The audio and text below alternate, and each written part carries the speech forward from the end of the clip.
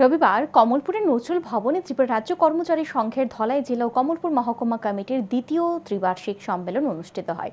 সম্মেলনে ধলাই জেলা ও কমলপুর মহকুমা থেকে প্রায় 4 শতাধিক প্রতিনিধি অংশগ্রহণ করে প্রদীপ প্রজ্বলন করে সম্মেলনের উদ্বোধন করেন বিধায়ক মনোজ কান্তি দেব ও বিধায়িকা স্বপ্না দাস পাল। উপস্থিত ছিলেন কমলপুর নগর পঞ্চায়েতের চেয়ারম্যান প্রশান্ত সিনহা, বিশিষ্ট সমাজসেবী সুভাষ আহির, সারা ভারত RKMS এর কার্যকরী সভাপতি এবং উত্তর পূর্বাঞ্চলের প্রভারী শঙ্কর দেব, ত্রিপুরা রাজ্য কর্মচারী সংঘের প্রদেশ সভাপতি পার্থ পাল, ধলাই জেলার TRKS এর সভাপতি বিপ্লব দেববর্মা সহ অন্যান্যরা। সম্মেলনে আলোচনা করতে গিয়ে বিধায়ক মনোজ কান্তি দেব বলেন, ত্রিপুরা রাজ্যে 25 বছর শাসন ক্ষমতায় ছিল বামফ্রন্ট।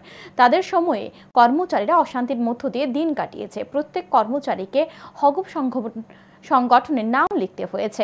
বর্তমানে কর্মচারীরা স্বাধীনভাবে চলছে। বিজেপি সরকার ক্ষমতায় আসার ক্ষেত্রে কর্মচারীরা ভূমিকা নিয়েছে। কর্মচারীদের বেশ কিছু সমস্যা বিজেপি সরকার আসার পর সমাধান করা হয়েছে।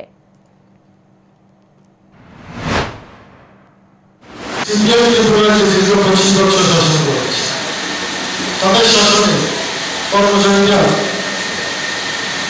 একটা অশান্তির মধ্যে দিন কাটিয়েছে এবং প্রত্যেক কর্মচারীকে হগব সংগঠনের নাম লেখাতে হয়েছে।